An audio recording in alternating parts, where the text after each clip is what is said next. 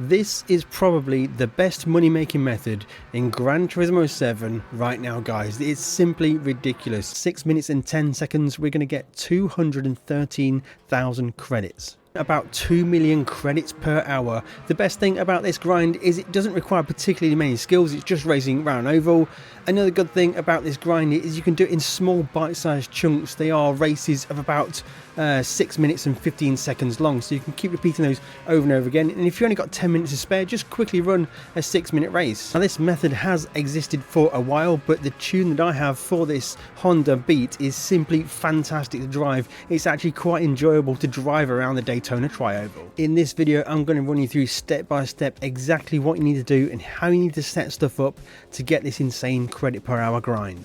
To maximize your payouts for this money making method, just above me here, that needs to say 400%, and the contributing factors to this is you need to be collector level 50, which you also need for the engine swap, but you also need to have completed the Daytona circuit experience or gold. Both of these things contribute to a higher credit multiplier as shown above. If you haven't yet reached these goals, please check out the video linked in the description below, because that goes through every other money making method in Gran Turismo 7. You will need to own 2 cars to get this working, and the first car you need to own is the Red Bull X 2014 Standard, and the second car you need to own is the Honda Beat from 1991. The Honda Beat is a little bit harder to acquire. It is available in used car dealership, but it is on rotation, so sometimes it's not available. Make sure you keep going back to check used car dealership to find the Honda Beat. And then to acquire the Red Bull car, we go to Brand Central, head over to Asia, down to Gran Turismo as the manufacturer, and then you head over to Red Bull X 2014 Standard. It is possible to do this with other really high performance points cars in Gran Turismo 7. You can use the Tomahawk. You're looking for a car that has the base performance points over 1000. So you could use the Dodge Tomahawk X VGT car for 1 million credits. The same tuning principle will apply, so you can just follow through and use a different car like this one. The first thing to do to get this race set up is head over to your garage, and with your high performance points car selected, like the Red Bull for example, or if using the Tomahawk, head to car settings. And the important thing for this car specifically is to set it with a fully customizable racing transmission. Set the top speed to 250 kilometers an hour, and then go to manual gear adjustment and change the settings to be exactly how it shows on screen right now. Essentially we want all of the first to 6th gears set at 79.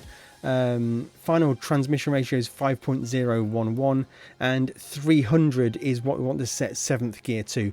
That is going to make the maximum speed that this car can go around Daytona 300 kilometers an hour. That is as fast as it can go. It cannot go any faster. And now we want to change over to the Honda Beat. With the Honda Beat selected, you need to go to GT Auto because we do need to do the engine swap. Head to maintenance and service, and then down to the very bottom to do the engine swap.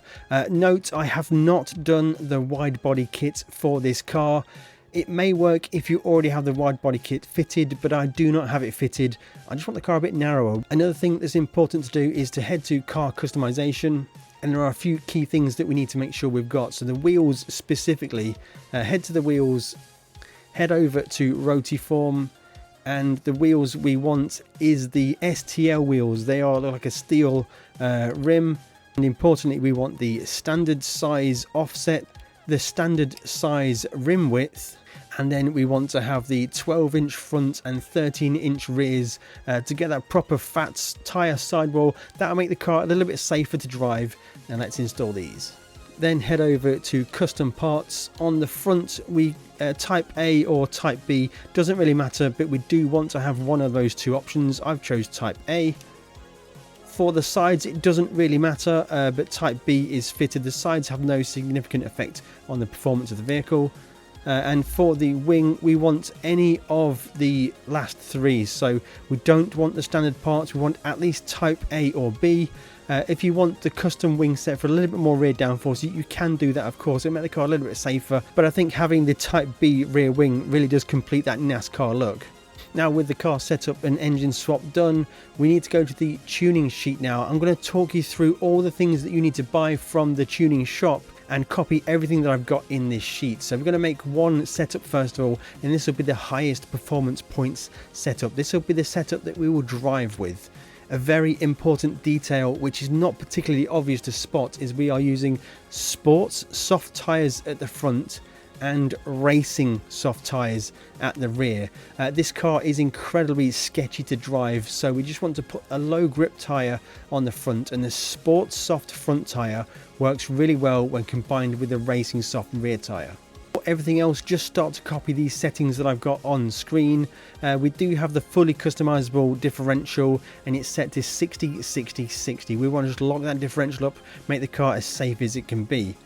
We do have nitrous installed, so make sure that is installed, and we've got the output adjustment to be 70. We want maximum nitrous power available to us. We've got the fully customizable racing transmission, and it's set to 500 kilometers an hour top speed. I haven't done any manual gear adjustments, but here are the numbers. We've got full 100 on the power restrictor, no ballast, 100 on the ECU adjustment. It is a fully customizable ECU. I've got 150 downforce on the rear and 50 downforce on the front. Heading over, we've got the high RPM turbocharger installed. We've got the anti-lag system installed. We've got the anti-lag set off. We could bump that up. We could put that to strong. That's an improvement I can make. Not that it particularly matters because we're flat out all of the time. Intercooler is the racing intercooler. Air cleaner is the racing air cleaner. Silencer is the racing silencer. Exhaust manifold is the highest one available. I have got the brake disc fitted, racing brake pads. Handbrake doesn't matter. Brake balance doesn't really matter either. We won't be on the brakes almost at all in this one, and none of this stuff is really a problem. We do have the racing clutch and flywheel, but importantly guys, have a look on the far right hand side here. We don't have any permanent weight reductions or engine modifications done. If on your car you have some of these fitted, you can buy a new engine and buy new bodywork to remove these installed upgrades. With that setup saved, you need to go and then create a brand new sheet, and we're going to tune this to be the minimum PP we can. And on screen is my minimum PP setup. So I'm using the Comfort hard tyres front and rear. I've got the normal suspension. I do still have the fully customizable differential. Those settings don't particularly matter. No nitrous, no racing transmission. I've got 200 kilograms of ballast installed, and it is in -1 position. The power restrictor is at 70. The fully customizable ECU is at 70. I've got 100 rear downforce, 0 front downforce. None of the things that we've installed previously are on the car, so no turbocharger, no anti-lag, no intercooler, no air cleaner, no silencer. You get the picture. Everything is taken off the car. We want to make this build as slow as it can be, and we need to get this build under 300 pp, as you can see above. With the low PP tune set up and on your car right now, we need to back out and we're going to go and set up the race. To find the race, we're going to head over to World Circuits. We're going to go to the Americas, and then we're going to go over to the right hand side for Daytona International Speedway. Now we're going to head over all the way to the right to choose Custom Race. And we're going to choose the Daytona Tri-Oval. Now I'm going to load my save settings and run you through those details now. Okay, so the way you need to set this is to be a lap race, and it needs to be a 10 lap race. I think that is the most efficient, because towards the end of the 10th lap we do run out of nitrous. It's going to be 20 cars in the race. It's going to be a rolling start, and we need to make sure we start in 20th position. These things help to increase the payout. It's a good idea to increase the rolling start interval just to get more space between the AI drivers. Boost is off. Slipstream, I have set that to strong. Tyre wear is off. Mechanical damage is off. Fuel consumption is off. It doesn't particularly matter on this one. Low grip off-track reduction is set to low. This one is important. This is 10 times nitro multiplier, so we get 10 times more nitro available to us. I have it set to preset weather, and I had it set S1. Equal conditions mode is being on, and I have recently been trying out in the dark, because I just wonder if a little bit cooler temperatures in the dark gives the engine a little bit more power, maybe a couple of tenths in it, but it just looks cool with Daytona at night. Scrolling down now, a very important section of this is the rival selection needs to be select from garage. Make sure this is chosen, and then one below that we want to change all of the cars that the AI use to be the car that we set up with the broken transmission. So one by one, click on the car, choose to change car. From your list of recently used car, you will see your Red Bull X 2014 or the Tomahawk, whichever car you decide to work with.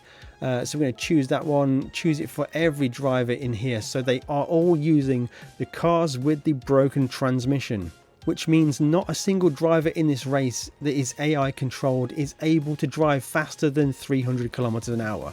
Once you are happy with that, choose apply and set the rival difficulty to be professional level, and then just copy all of these settings at the bottom here.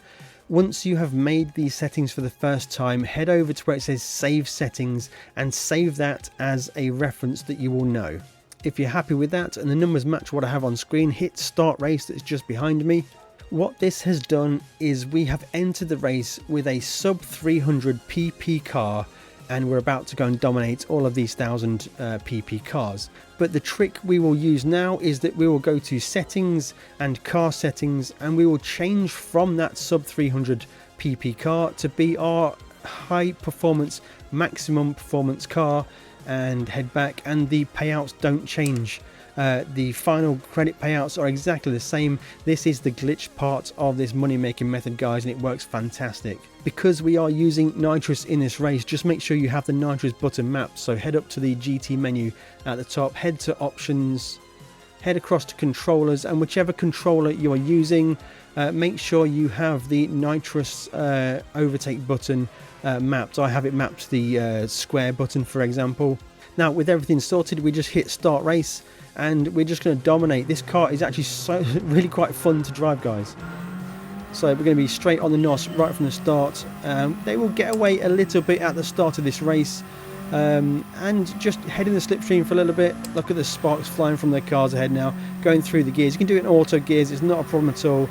I'm just going to keep on that NOS, and just past them, mostly to the high side. You will get a feel for the way this drives. The car can get a little bit light on corner exits, and we're just going to be smoking by them all now. Two things to really bear in mind: don't hit any of the cars, you may lose your clean race bonus, and don't go below the double yellow line at the bottom, because again I think that will count as a track limit and you will lose your clean race bonus. So you're just going to send it around the tri-oval for 10 laps, absolutely dominating all of these Red Bull cars, and yeah, it's going to earn you a huge ton of money. Now I have tried this car with a controller, with a steer wheel, and it actually feels really good to drive no matter what you're using. Now although it's just a tri-oval, guys, I just can't help myself but get a bit technical when it comes to driving the oval. Now the best thing to do, guys, is just to go in hard to the banking, get a lot of steering lock on, let it drift up a little bit mid-corner, and then bring it back down on the corner exit to exit low, because the way the banking transitions to the flat, the car can go light if you exit on the high side. So keep the car low on corner exits, gets you a really good exit on the corners, and you can even keep it really quite low in turn 3, and then just keep it low on corner exit. See the car just walk to the outside of the track there as it goes light on corner exit, and you're going to run to the line, minimizing the distance, and it's going to be a there's only 36 seconds lap, guys.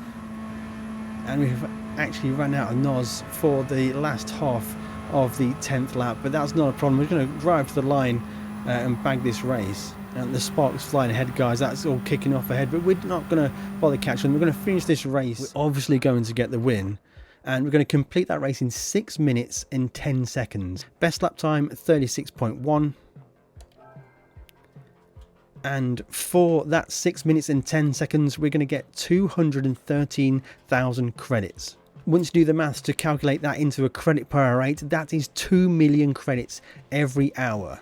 And here is a bonus for you guys. You can use this car combination to do this without even being at your PlayStation. I've got a video on screen right now that tells you how to do this away from keyboard. You just set up your PlayStation and it does it all in the background for you. You just set the controller down and it does its thing.